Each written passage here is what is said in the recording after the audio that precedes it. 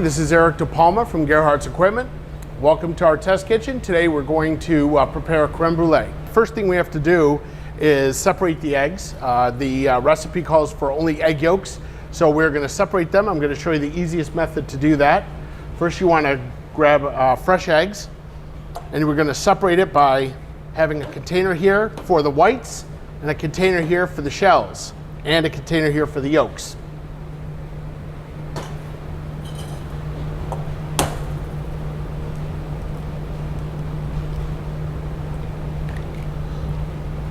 And what we're going to do is we're just going to use the shell to pass the yolk back and forth in until the white falls away.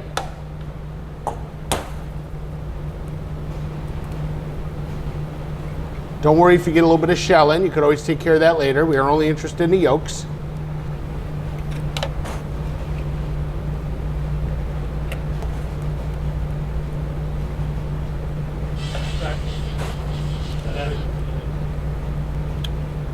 We call for 6 eggs, 6 egg yolks to be specific.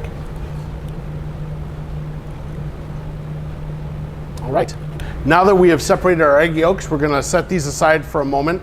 We're going to concentrate on the next aspect of it, which is to heat the heavy cream and the granulated sugar over a double boiler. And the reason why I use a double boiler is that the egg yolks are and the cream are going to be incorporated at a certain heat where we don't want the eggs to scramble, we don't want the milk to curdle by being exposed to direct heat. So what we're going to do is we're actually going to use heavy cream here from local dairy farm. We actually have selected their gourmet, which is a higher fat content. It's going to make a much richer product.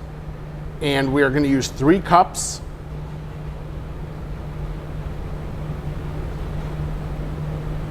And there you are.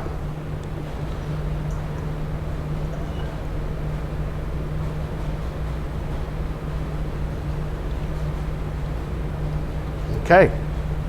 Now we're going to take the cream over to the double boiler on the Blue Star range. As you can see, the water's boiling. That's what we want. Also want to use the right type of whisk. This is a French whisk. It's got more flexible wires to it. It's going to allow the cream to whip a little easier for us. We're going to hold the cream over the heat, and there's times when we're going to want to pull this off of the heat while we're whipping it, because this is a way for us to control that so it doesn't get too hot.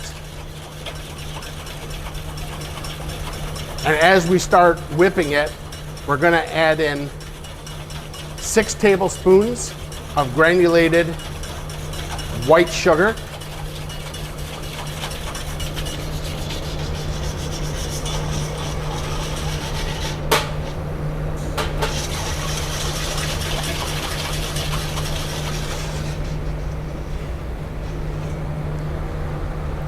And occasionally we're going to want to take the cream off the heat a little bit, because we don't want it too hot. You could also adjust the temperature a little bit so that the heat from the double boiler is not as intense.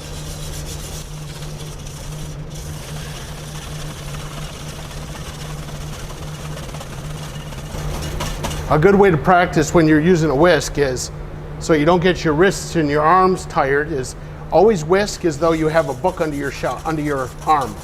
If you pretend like you're holding a book under your arm, it forces you just to use your wrist instead of your whole arm, and you'll find that that motion is a little gentler, and it doesn't make you so tired.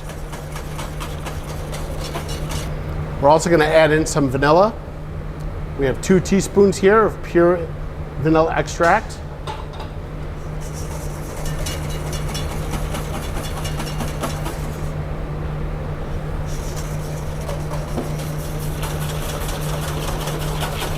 And basically what we want to achieve is we just want to make the cream, we want to bring the cream up to temperature quickly without causing it to scorch in any way.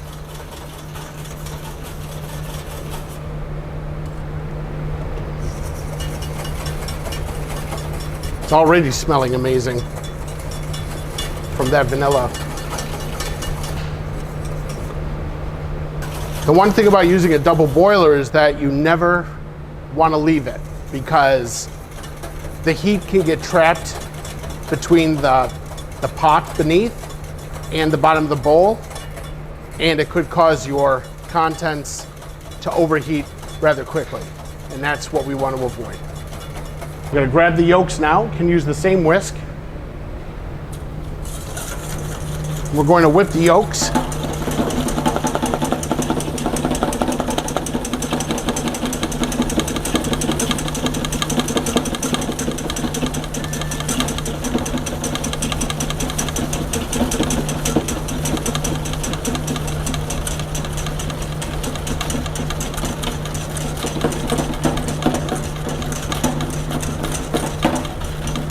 So our next step is to combine the hot cream mixture.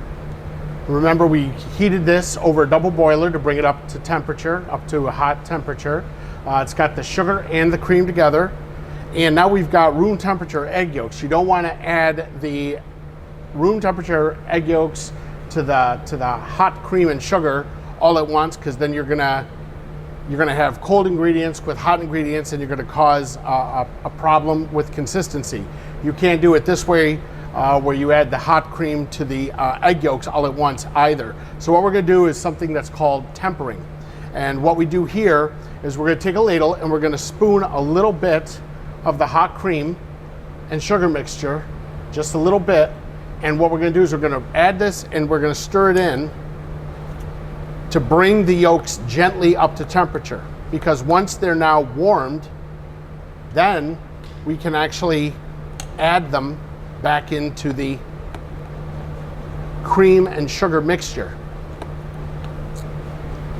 And I can feel through the pan that it's already getting warm. And then once we have successfully added the hot cream and sugar, you don't have to add all of it, but just enough to bring those yolks up to temperature. Now we can go ahead and add this right in back to the cream and sugar, because now you're adding hot ingredients to hot ingredients. As you can see, we've got nice and incorporated. We've got a nice custard here. Our next step is going to be to go over to the individual dishes, where we're going to scoop this custard mix into each one. And there's a little process with that, which I'm going to show you in a moment, okay?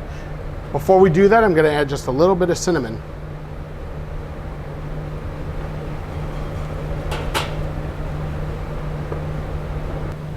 All right, our next step, now that we've prepared our custard, we're going to add them to the dishes that we're going to use. Now what you're going to want to use is a bake-safe dish, something that can take a high heat. We're going to be baking in our Vulcan convection oven at 300 degrees Fahrenheit. We're not going to use the fan. We're going to just do a conventional bake. We don't want to have too much air movement in there for something like a creme brulee. So what we're going to do now is we're just going to portion. I'm using a 3-ounce portion, which I believe should be enough for the small souffle cups.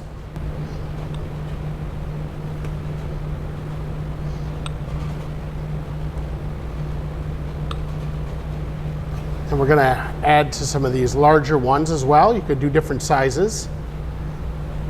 Creme brulee for 1 versus creme brulee for 2.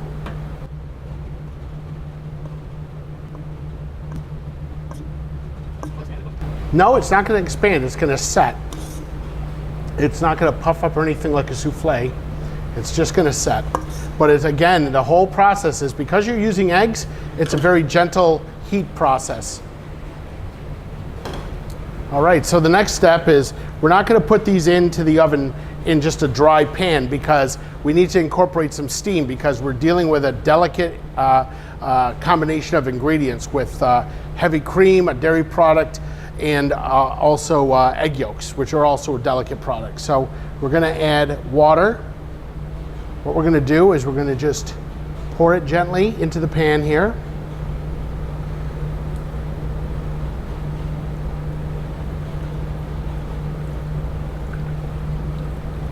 How high up? We're gonna come about a half of the way up. I'm just watching the sides of the souffle cups. The whole idea is to create a nice moist environment. A lot of chefs will do this with cheesecakes as well. Does it matter if it's hot or cold water?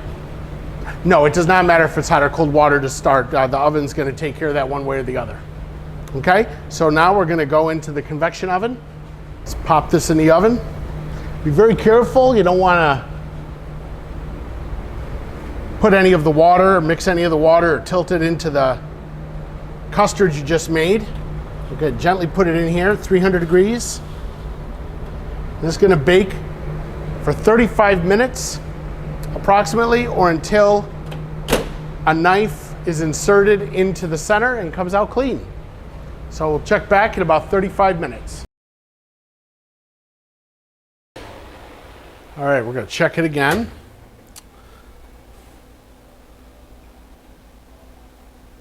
Yeah, now it's coming out much cleaner.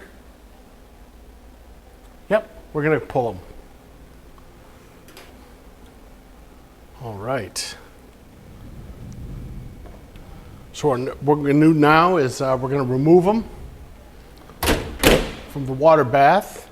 You can use a couple things. You can use a pair of tongs.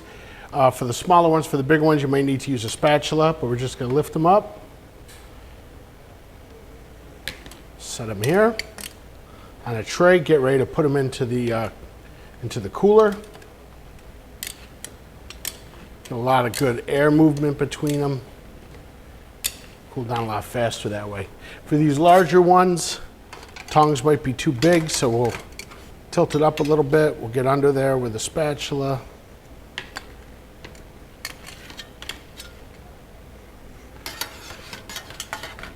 You can tell by jiggling them, they're a little bit, they're not quite set, but they're gonna continue to cooking. You know, they're gonna continue to cook from the heat that's built up inside, okay? We're gonna get these thoroughly cooled down, and then when we come back, we're gonna show you all how the brulee gets its name. All right. All right, we're back, and we've chilled down the creme brulee base, the custard. Most people would be using a refrigerator for this to get it down to temp. Here in the Education Center, we have an Inox blast chiller. We were able to get this down from coming fresh out of the oven, very hot, steamy, piping hot. Put in the Inox, and inside of 20, 25 minutes tops, it was down below 40 degrees. We're all set here, we're ready to go. So now what we're gonna do is we're gonna put the sugar on, and we're going to use the blowtorch and get this brulee finished and ready for enjoyment. So what some people use granulated sugar. I'm gonna use the turbinado sugar. What we're gonna wanna do is just take a good amount, sprinkle it over the top. You're gonna dump out the excess. You don't want too much, because if the crust is too thick, it's gonna be really hard to get through it. So don't worry about whether or not you have enough, because you're gonna pour off the excess anyway. Okay, we'll start with that.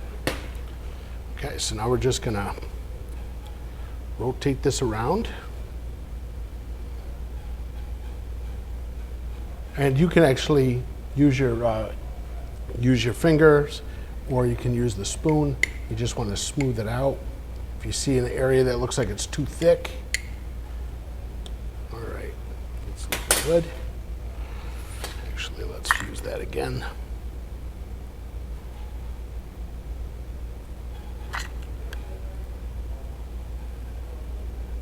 There's one little technique I'll point out to y'all. When you start using the blowtorch, you don't want to just turn the flame on and point it right at the sugar, because there's actually force coming out of that, and it's going to spray sugar all over the place. Nothing that's going to burn. It's just going to get messy. It's not going to give you a nice finished product, nice looking finished product, I should say. So now we're going to use our Hollowick butane fuel canister here. We have the blowtorch accessory sits right on here. Basically, you just pop it on with this little groove right here, fits into this notch, and you rotate the top part just a quarter turn. And what you do is you got a little regulator here. You can hear the gas. You're all set. So what we're gonna do is we're gonna just gently go back and forth. And what we're trying to do here is we're just trying to melt the sugar to set it in place. You can see I'm not like really close to it.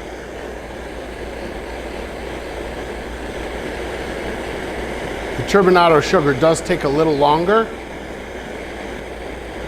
but once it's set in place,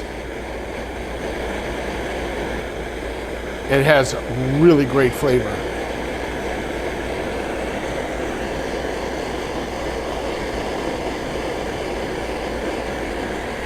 You don't want to stay with the blowtorch in any one specific area because you could burn it very quickly. You could create black spots, and you don't want to do that. Because the reason why you also don't want to make this too dark is because if anybody's ever burnt sugar before, you know how bitter it gets. You just want to caramelize it gently.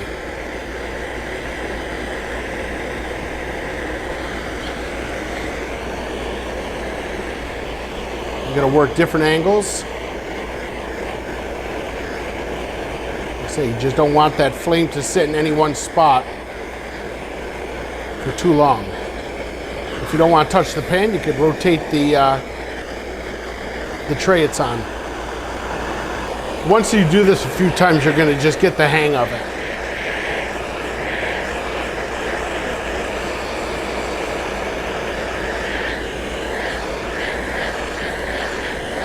You can see around these edges it's kind of a little dark. You might not want it that dark. Some people absolutely love it that way. Some people would prefer it to be the golden brown. It's really up to how you like it. Got some fresh whipped cream here.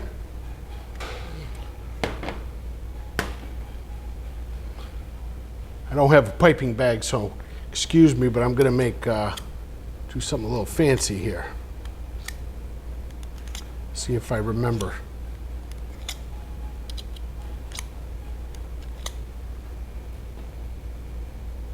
Put that off to the side there a little bit.